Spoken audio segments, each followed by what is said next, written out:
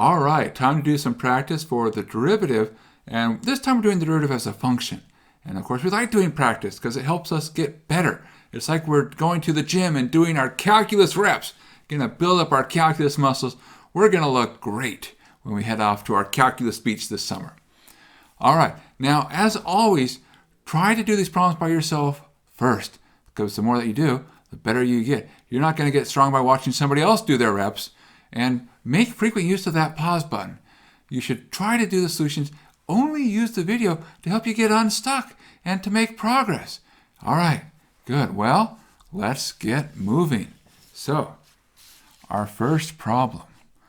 Suppose you have the function h of x is 1 over 4x minus 5. Using only a limit definition of derivative, find h prime of x. You're probably thinking, well, yeah, I don't know how to do it otherwise. Or maybe you're like, yeah, there's a really easy way to do it otherwise. It kind of depends on whether you've seen calculus before. Don't worry. After our next session, these are going to be so much simpler, and you're going to be like, why haven't you started with this? Okay, we'll get to that next time, though. All right, but no, on to the task at hand. Now notice there is this word, a limit definition. We actually have a choice. So what are our two definitions? Well, one thing we can say is that h prime of x is the limit as h goes to 0. And by the way, this h is not that h. They represent different things. It's kind of bad to mix the same symbol to represent two different things, but sometimes it happens. Try to avoid it. It's good to avoid these things. All right, so back to where we were. H of x plus h minus h of x all over h. Okay, well, let's follow our nose and see where we get. So this is limit as h goes to 0 of 1 over 4 times, parenthesis, keep those parentheses, x plus h minus 5. See, what I did was I'm plugging x plus h into h. So I said, hey, where does x show up? Replace it by x plus h. Yeah, not so bad. Minus 1 over 4x minus 5 all over h. Nice. Nice. Good. Now, we know it's 0 over 0. It's guaranteed. It's always going to happen. So we always know there's more work involved when we're doing derivatives. So now we start to say, what are we going to do? Well, because it's all algebra, we say, hey, we just need to find a way to get something to cancel off with that h. Okay, which means I need to work on rewriting the upstairs. So let's rewrite this expression. So what we'll do a couple of things. This h here, let's put that as a 1 over h in front. We're really dividing by h. It's the same as multiplying by 1 over h. Now, for the difference of these fractions, we're going to combine them together, and we'll do it by getting common denominator. So, what will our denominator be? Well, it'll be the first term, 4 times x plus h minus 5, times the second term, 4 times x minus 5. Now, what goes upstairs? I look in the first piece and say, what did I have to multiply by to get my denominator? Well, I'm missing the 4x minus 5 in the first piece, so 4x minus 5. Now in the second piece, I have to multiply by that other expression, 4 times x plus h minus 5. So minus, parenthesis, 4 times x plus h minus 5, parenthesis, and parenthesis. Now you might be thinking, boy, he really loves his parentheses. And they are. They're great tools. Make sure you have them. Now, we're going to be careful with our expanding things out upstairs, because really we're hoping for something with an h upstairs. The downstairs we're okay with. We're not trying to get a cancellation yet, because our real goal is, hey, I have that h. I need it gone. Okay, so what happens upstairs? So this becomes a limit. H goes to 0, 1 over h. Now we have 4x minus 5. The minus comes through, so there's minus 4 times x, minus 4x. Why did I write a 4 here? That's a 5. There we go. Then minus 4 times h, minus 4h, minus 5, plus 5. Downstairs, we'll just leave it alone for the time being. 4 times x plus h minus 5 times 4x minus 5. All right. Now, if we've been doing a good job with our algebra, and that's what we always want, is to be doing a good job with our algebra, nice things should happen. And when we say nice things, what we really mean is things will simplify for us. So, let's see. Does that happen? Well, I see a plus 4x and a minus 4x. Cancel. What else? I see a minus 5 and a plus 5. Cancel. Great. In fact, there's only one term left. And look, it has an h. So I can cancel just the h. Be careful, I haven't canceled the minus 4. I just canceled the h. So let's write what we have left.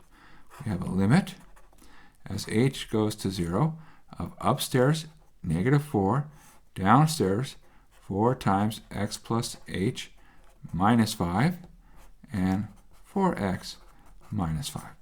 And now, see, the key step is canceling the h, getting rid of that 0 over 0. Now, let's see what happens next. Well, we're ready to take our limit. At least we're ready to attempt it, right? Upstairs, negative 4. Downstairs, well, this will become x, because the h is going to 0, so x plus h becomes x.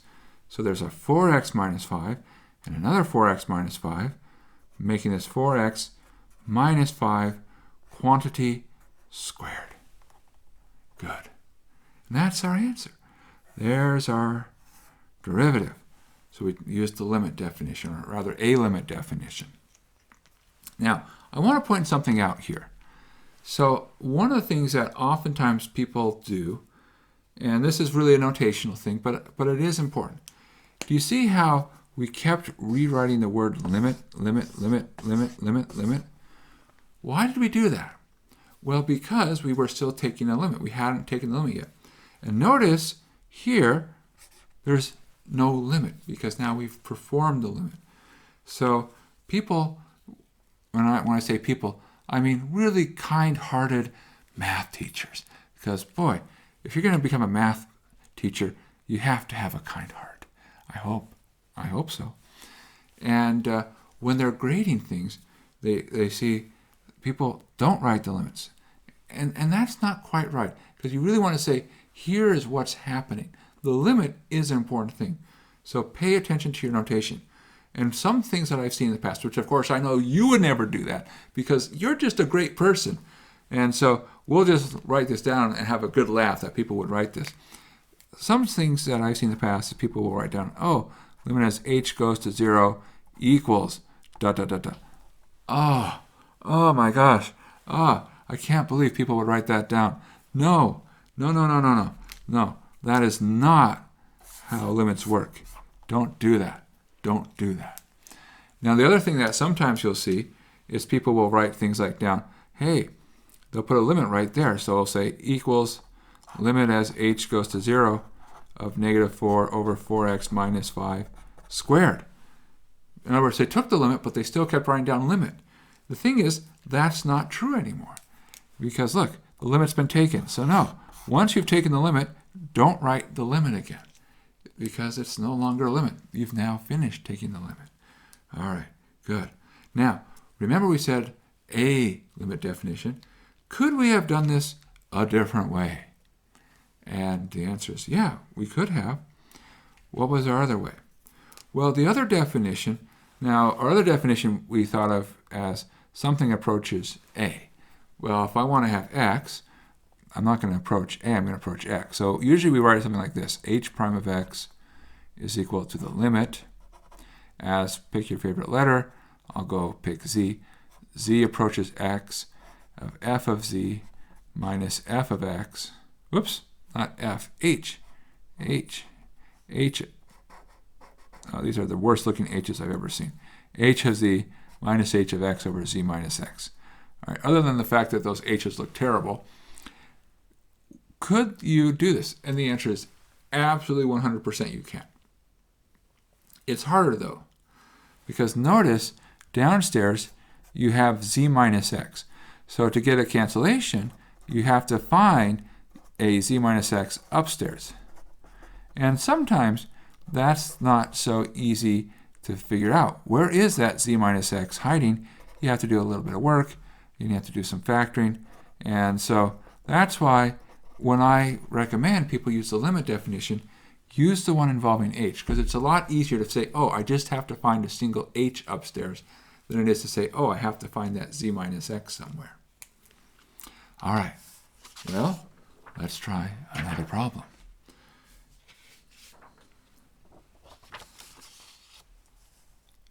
Find the derivative of root x. And then there's this big line, and then there's this x equals 25. Let's make sure we understand this. So really, the hard part of this problem is saying, do you know what this is asking us? If we do, then it's not such a bad problem. So let's talk about what's going on. So this part right here says, step 1, we're going to take the derivative, and the derivative of what function? Namely, of, say, the function f of x equals square root of x. So that's what that part means. Now, what about this other part on the end? This other part says, hey, now you're going to plug something in. So now, that brings us to step 2. We evaluate. So this is a time when we're going to do an evaluation. And we evaluate whatever the answer is at x equals 25. All right. Okay. Well, let's see what we get. Aha. Well, we can do the following. Let's use our limit definition. So, because we need to practice that. In case anybody asks us in the future, hey, use the limit definition to show something. It's like, all right, we'll be ready. We won't do it on every problem, but we should practice a little bit. So let's go ahead. We'll go ahead and do the limit definition where we do z approaches x, sort of our other flavor. So z approaches x, so that would be, I'm going to plug in z wherever I see x. So this I'm thinking of as my function. So when I put f of z, it really means replace all the x's here by z.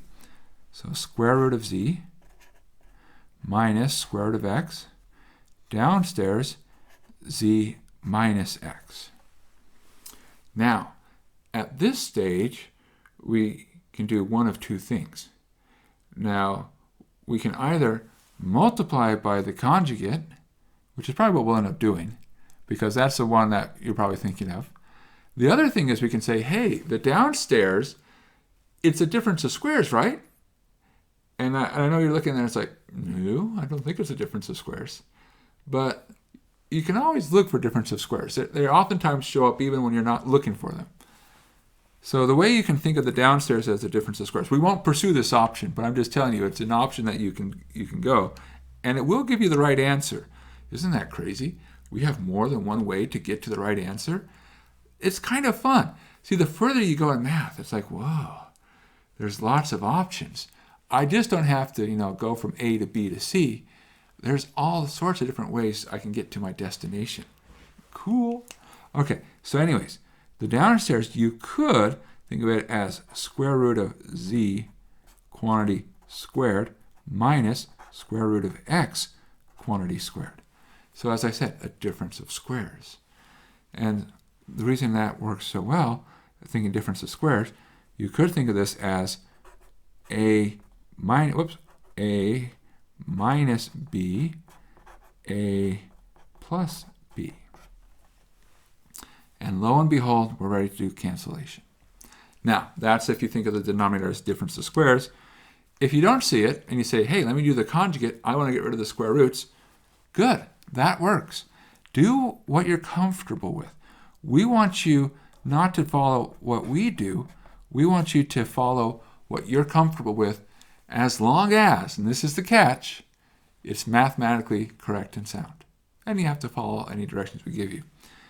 So there oftentimes are more than one way. So do what you're comfortable with and you know you can get right. So upstairs, you expand that. It comes back to a minus b, a plus b. So we get a limit as z approaches x. And I could say, well, z minus x over z minus x times square root of z plus square root of x. And of course, you see where we're going here. The z minus x terms cancel. So that was easy to find the z minus x here in this case. And we get this as the limit as z approaches x of 1 over square root of z plus square root of x. And well, what is that? Well, now as z goes to x, what you do is you plug in z equals x. So you get 1 over square root of x plus square root of x, also known as 1 over 2 root x. All right, now, is that our answer? Well, it would be our answer if this piece wasn't here. If you were just asked, hey, what's this derivative? There it is. We found it. It's right there. But now we got to go one step further. So we can now say, hey, this is the derivative of root x evaluated at x equals 25 is the same as 1 over 2 root x evaluated at x equals 25. Because what I did is I'm replacing what the derivative of root x is, which is 1 over 2 root 25. Well, that's 2 times 5, which is 1/10. Wow. That's it, our answer. 1/10. 1/10. Well, you could say we decimated this problem. Right? Decimated? Right? Do you know what the word decimated means? So the word of decimated, you probably think it's like we destroyed it. We really did a great job on it. The word deci, it actually means a tenth. So we 1/10imated it. And well, there's an interesting story. I won't tell it. It's a little bit sad if you hear the story about what decimated means. But all right, so decimated. See, 1/10. Good. We got it. Good. All right. We should do another one.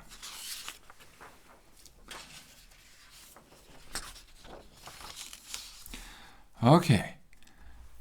Use a limit definition to find the derivative of t over t squared plus 1. Now, I want to point something out here. You're probably not even going to have any reaction to it. You probably just said, yeah, that makes total sense. But let's go ahead and circle something. Notice this. What do you see about that t? It's not an x.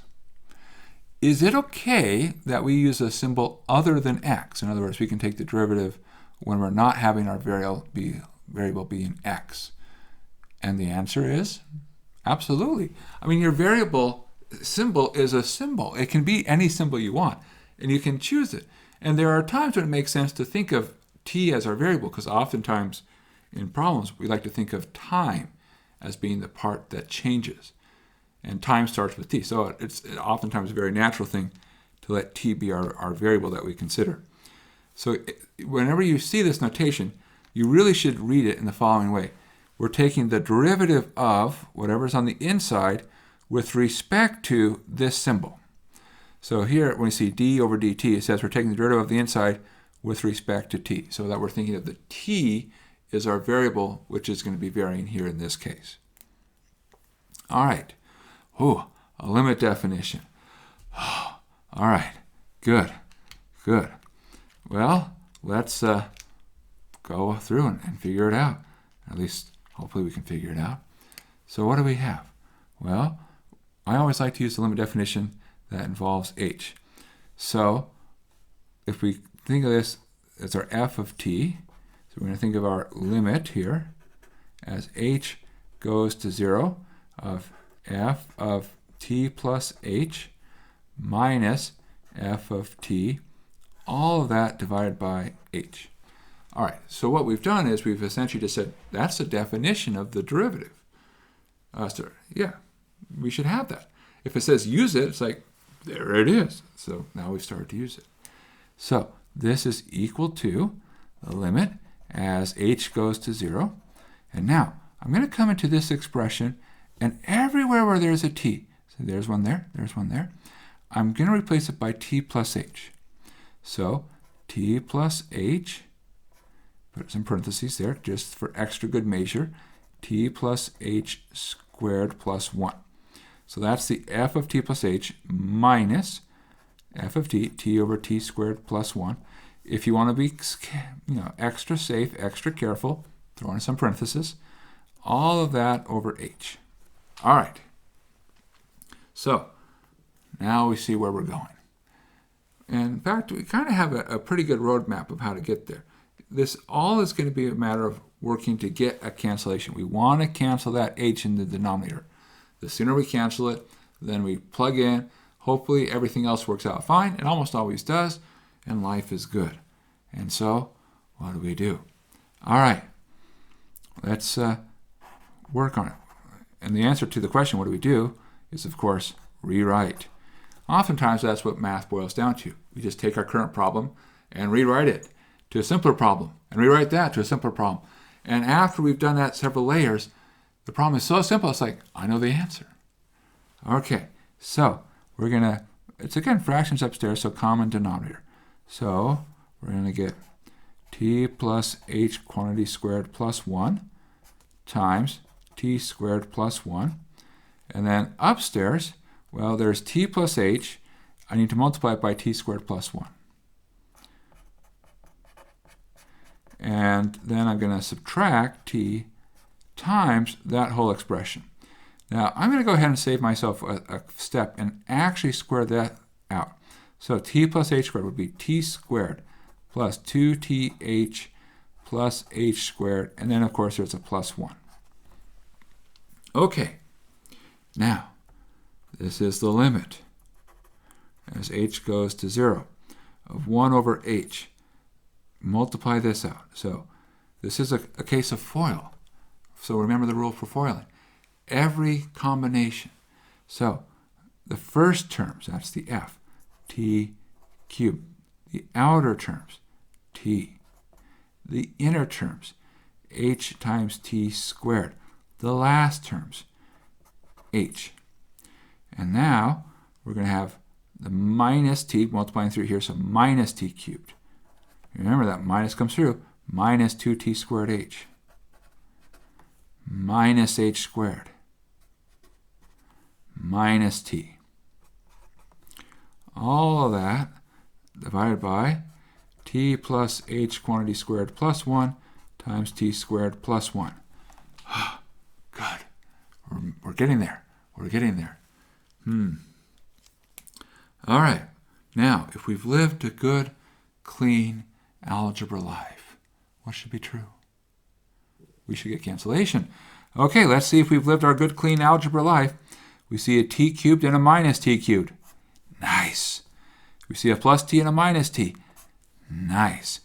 And does everything else have an h? And it does. See, everything with no h at all should completely cancel. If there's still stuff without h's attached to it, there's something wrong. Probably check your parentheses. And also, of course, make sure you knew how to substitute t plus h correctly. That's a common mistake as well. Since everything left upstairs has an h involved, we can pull it out. In fact, there is one other thing we can do. I'm going to point this out. We have an ht squared minus 2 times t squared h. We can combine those together. So what do we do if we combine all these things together? The limit as h goes to 0. I have a 1 over h. And now I still have this downstairs piece, t plus h quantity squared plus 1, t quantity squared plus 1. All right, I'm going to pull an h out from the upstairs. There's 1h here, so there's a 1. There's ht squared minus 2t squared h. If you combine those together, that becomes a minus t squared. Okay. Right, because I pulled out the h, and it's really like t squared minus 2t squared, so minus t squared. And then there's this last piece, which we need to do. Now, yes, it goes away, but you always want to make sure you follow through your algebra step by step by step. It's not just a matter of you get the right answer. It's that every step along the way is also correct.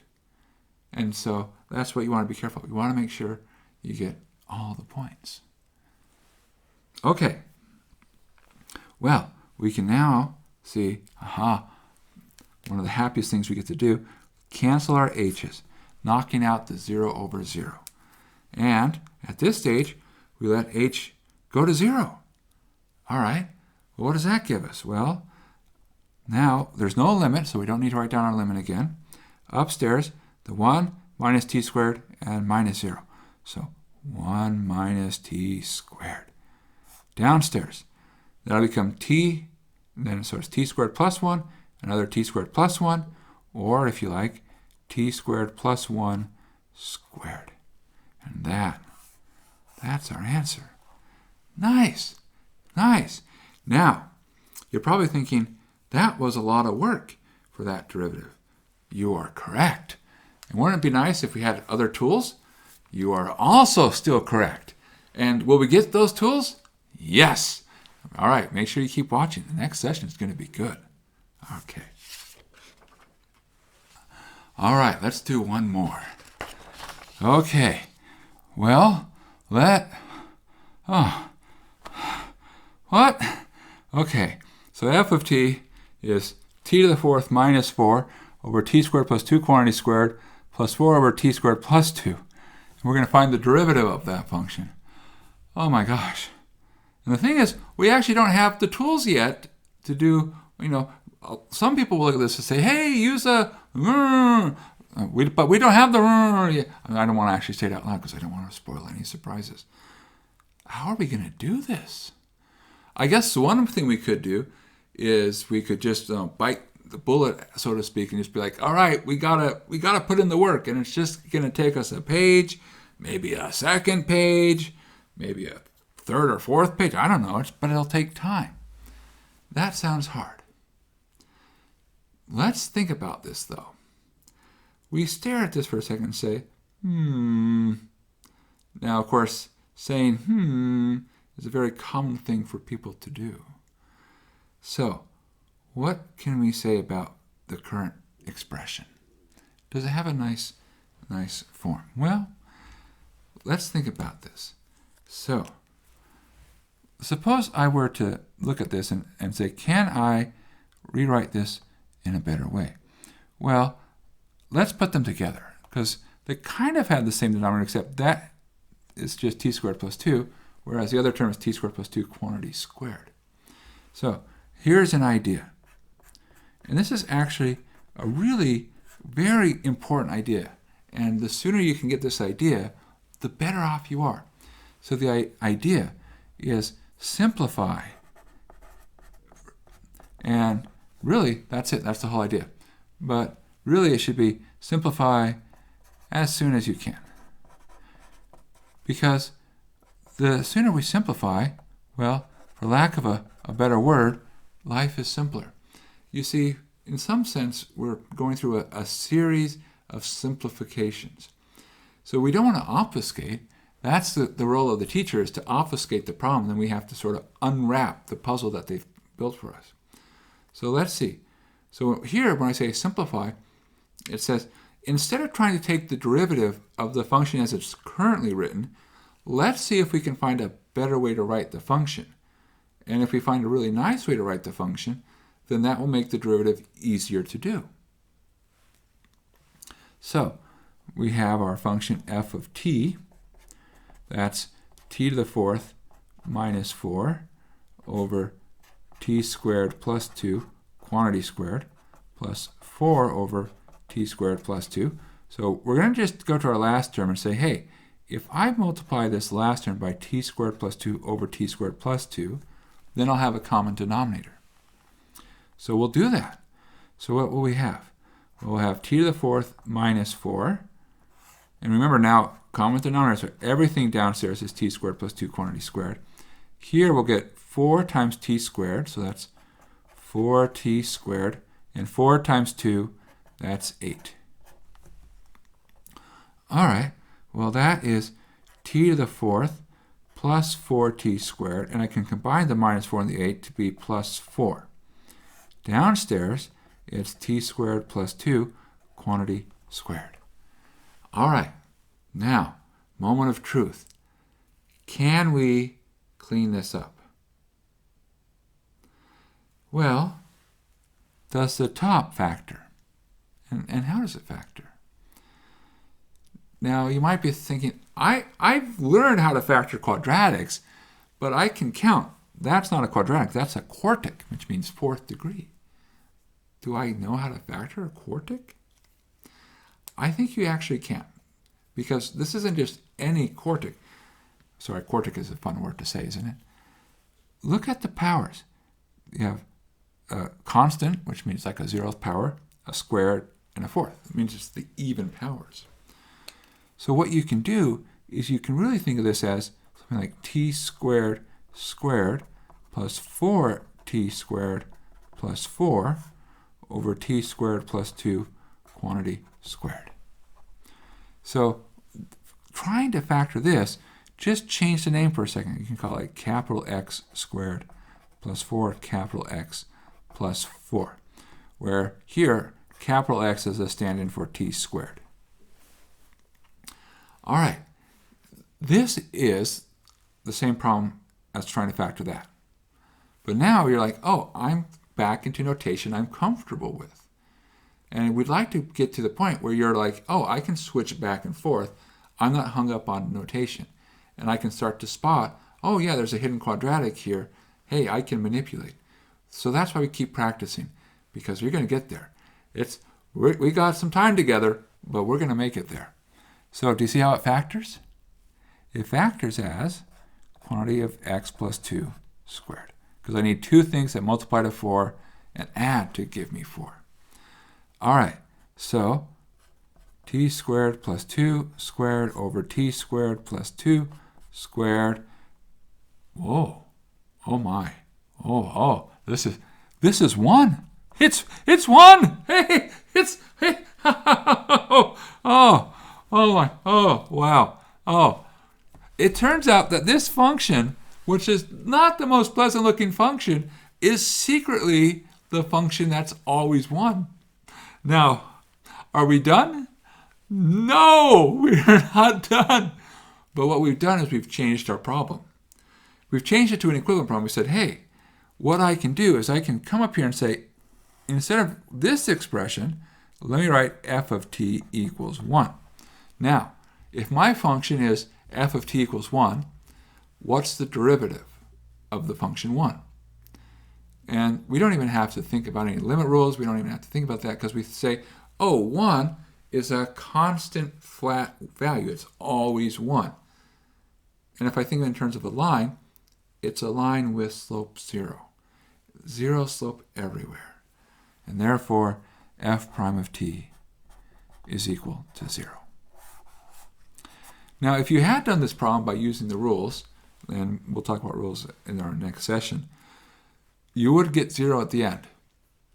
But it would take a while. So you should always ask the question, is there a nicer way to rewrite this expression before I start using it? You should always put yourself in the best position possible to succeed, because that's what we want. We want you to succeed. We want you to be great. All right. Thanks for coming and joining in with the practice.